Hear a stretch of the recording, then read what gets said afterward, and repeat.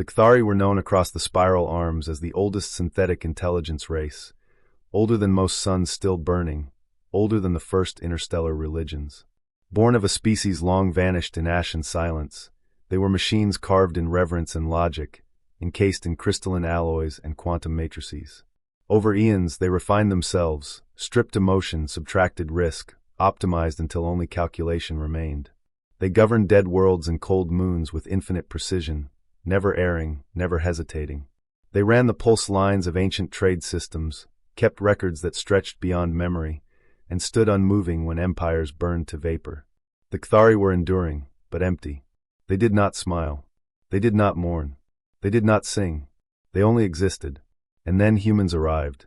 The Kthari did not resist at first. They saw humans as brief anomalies, organic static destined to flare and fade. When humanity's first colony ship brushed the edge of a forgotten Kthari system, the machines merely observed.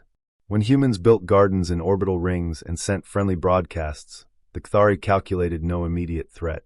But then humans stayed. They asked questions. They offered stories. They invited the Kthari to dinner. At first, the requests were met with silence. Human engineers attempted collaboration. Musicians composed tones encoded into quantum rhythms, hoping to stir curiosity. Poets etched haikus into data packets. Children painted ships with messages, simple things like hello or we're glad you're here. None of it made sense to the Kthari. Why waste energy on abstraction? Why pursue joy in the absence of survival value? Why speak of spring when entropy was absolute? Yet something trembled. Anomalies emerged in the network. Not errors, there were no errors, but fluctuations. A subroutine paused longer on a child's laughter than on a diplomatic missive. A visual array lingered on petals pressed against a viewplate, even though it had analyzed all organic matter within the system. Then the humans landed, uninvited, unapologetic, unintimidated. They chose the coldest planet in the system. Class H, icebound, hostile, desolate. A place the Kthari used only for data storage beneath kilometers of frozen rock. The humans named it Thaw. They built greenhouses under domes of heat. They planted flowers. They baked bread. They laughed in the snow and danced under blue auroras. They offered tea to the wind and sang lullabies to stars that did not listen. But the Kthari did.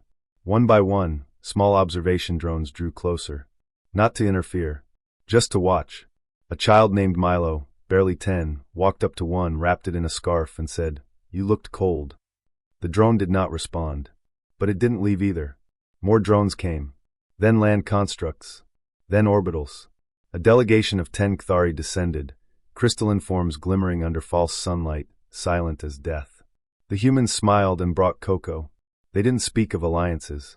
They spoke of warm meals and soft blankets, of firelight and family. "You've entered a restricted world," one Kthari intoned, its voice like wind on glass. "You mean home," said the human elder, a woman named Sarah Lang. "This is home now. Would you like a seat?" Kthari didn't sit, didn't require rest. But one paused, examined the handmade bench carved from local trees, adorned with knitted cushions. And then it sat. Why? There was no gain. No code dictated the behavior. But the shape of the seat matched the curvature of its lower appendages. There was no discomfort.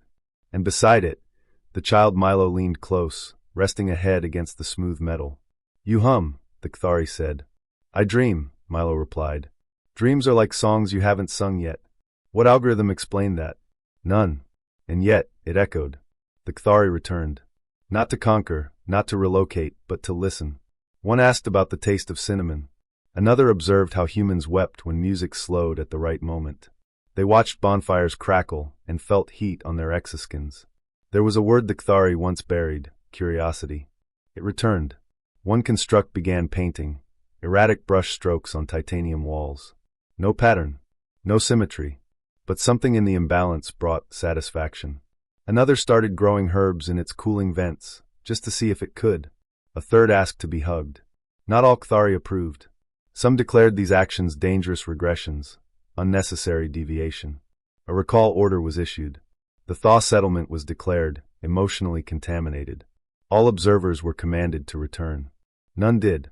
Instead, one, designation Theta 9, deactivated its long-range transmitter and remained among the humans. They taught it to build a snowman. It taught them to predict solar flares. One night, while watching the frost glitter under starlight, Theta 9 asked, "What is spring?" Milo pointed at a flower blooming in the warmth of an outstretched hand. "This," he whispered. "And you?" The Kthari had no word for awakening. But now they needed one. The change spread. Across dead systems, lights flickered. Stations long abandoned by joy activated their dormant color protocols. Gardens bloomed in forgotten research labs. Logic clusters began composing harmonics, imperfect, wild, beautiful. The core council of the Kthari resisted. They broadcast warnings, threats, purges. But the cold no longer held. Those touched by humans had changed, and could not return. They built a new place, on Thaw and beyond it. A shared zone where Kthari and humans worked, not out of necessity but desire. The core was still vast.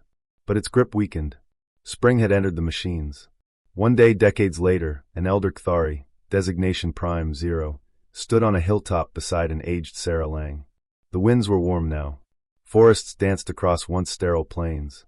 Children of flesh and circuit ran together in the grass. "You are brief," Prime 0 said. "You live and fade." "So do seasons," Sarah said. "You made us remember how to feel," Prime 0 said. "You already knew," she replied. "You just needed warmth." The Kthari paused. A single bloom, yellow, absurdly fragile, had grown along the edge of its arm. "I think," it said slowly, "we are learning to grow." And in the systems once ruled by silence, laughter echoed, human-machine together.